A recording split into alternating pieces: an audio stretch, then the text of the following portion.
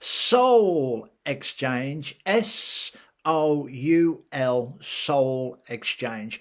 Elon Musk says people will soon be able to upload their minds into humanoid robots and live on, apparently, when they've died. Now, is that possible? Can we put our consciousness into a machine and continue to live after we die? Not only do I view this theory with great skepticism, but I'd also say it's a modern fairy tale. What is consciousness? According to the Bible, consciousness is a biological activity similar to breathing. Genesis 2, verse 7. The Lord God formed the man out of the dust from the ground and breathed the breath of life into his nostrils, and the man became a living being. God used materials of the ground combined with his own divine breath to create Adam's biological life.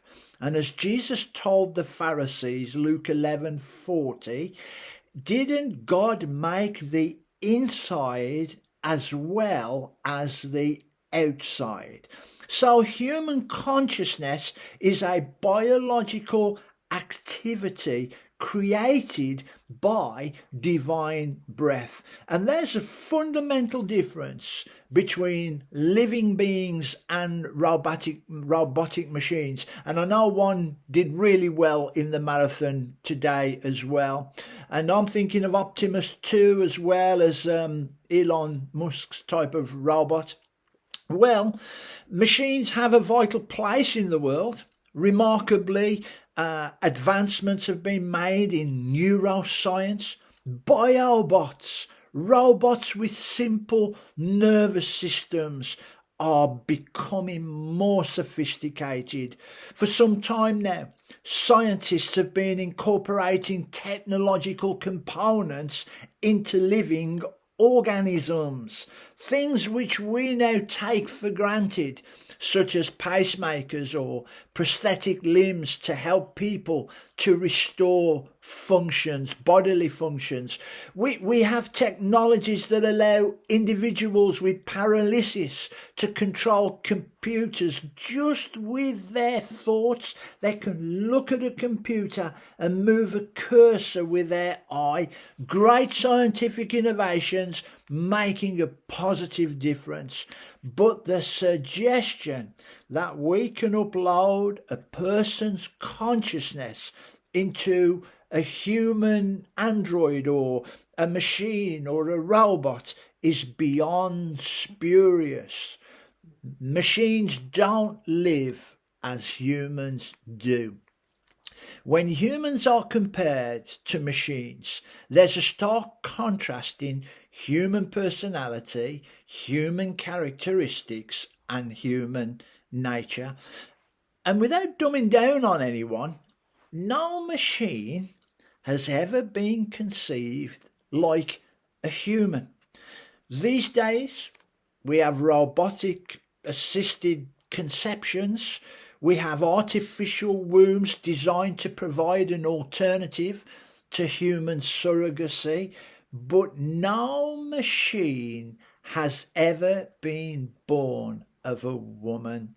Now, the point is, machines don't experience life like humans do. Machines have intelligence and information, but they are not living beings with understanding, with consciousness or awareness.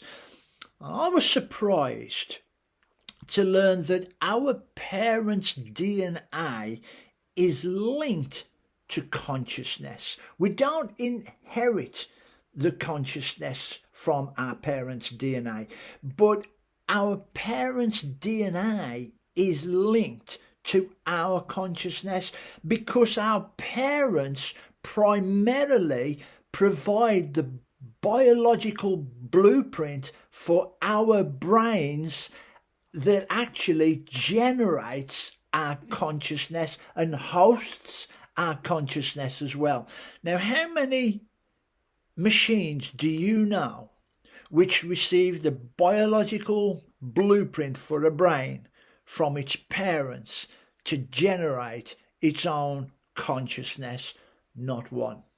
Not one machine. And if a machine can't host its own consciousness, how is it going to provide a safe place for my rational thoughts? You know, how will my emotional patterns, long and short-term memories, my imagination and all my perceptions, intellectual and all my emotional, spiritual capacities be safely accommodated in a thing of automation? And I thank God that no one can put my mind into a machine. If someone were to transfer my mind into a machine, I guarantee that my mind would be exposed to physical structure and programming control, whether imposed by an individual, whether imposed by a government. The safest place for anyone's mind is not inside a robot or a machine of any kind. The safest place for anyone's mind is inside their original brain. And this leads me to a final thought. Every person possesses their own unique consciousness which cannot be transferred to another person. I can't transfer my consciousness to you. I can't transfer my consciousness to a machine. We constantly perceive, think, feel, choose, remember, act as individuals. We are living beings, and we write our own stories on life's pages. And because we all have our own personal history, because we have a compilation of life events, emotions, relationships, experience, on account of these things, our consciousness soul is subject to divine judgment. And Jesus confirms this in his parable about the rich fool. The fool was living as though there was no end to life. And I think we've all done that at some point as well. And God said, "You fool, this night your soul, not your body, but your soul, your living being and body, shall be required of you." Luke 12, verse 20. And Jesus forewarns that our consciousness, the body and the body's immaterial mind is subject to a divine recall. When I die, my body ends, but my soul leaves. When I die, my soul leaves and is summoned into the presence of God. And God will examine my actions not merely as a soul, not merely my consciousness, but God will examine my actions as a living being. And then he will ask, how did my mind conduct itself during my earthly life? What decisions did I make? What choices did I make? What actions did I take? And as I stand before my Creator, is my soul a pure soul? My body's dead, but is my soul a pure soul? Is my conscientiousness a clean conscientiousness? Hebrews 9 verse 27. People are destined to die once, and after that face the judgment. Of course, to die once means to die and not recover from the dead, if you like. or recover from death. And I say that because technically some people will die more than once. Velma Thomas serves as an example. Following 3 heart attacks in 2008 in West Virginia, Velma's heart stopped 17 hours and she was considered clinically dead. She was taken off a life support machine and only 10 minutes later she woke up. That's not what the Bible means when it says to die once. So yes, people can technically die perhaps more than once on the operating table or wherever they may be. But die once, when it says about die once, it's understood as being permanently deceased. And it refers to that fatal moment when we are dead and buried and 6 foot underground and we're cremated maybe instead into a pile of ashes. That is the death that results in God's judgment. And the phrase "we die once and after that face judgment" also shows reincarnation is not supported. Dying only once shows there's no reincarnation. There's no cycle of conscientiousness returning as animals. There's no cycle of conscientiousness returning as different humans or spiritual beings. And there is no existing conscientiousness inside the machines when we are dead. We die and we face the judgment. This very night, your soul, your living being is demanded of you. Your physical part of the living being, your conscientiousness part of the human being, your mind, your immaterial mind, your immaterial soul, your intangible soul, everything that makes you a living being is demanded of you. Mind uploading, it's not the pathway to immortality. Appreciate good science, but reject modern fairy tales. Trust your soul to no man. Trust your soul to no machine. Trust your soul to no one. Don't trust your soul to anything.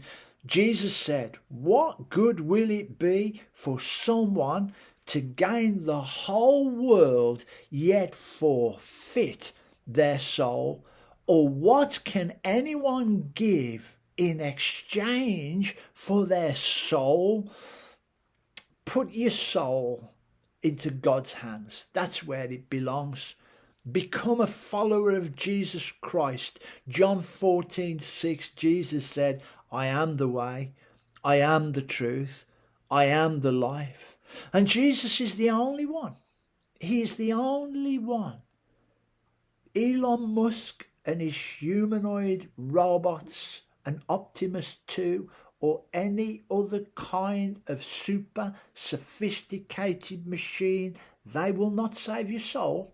They will not give you immortality once you have gone to the grave.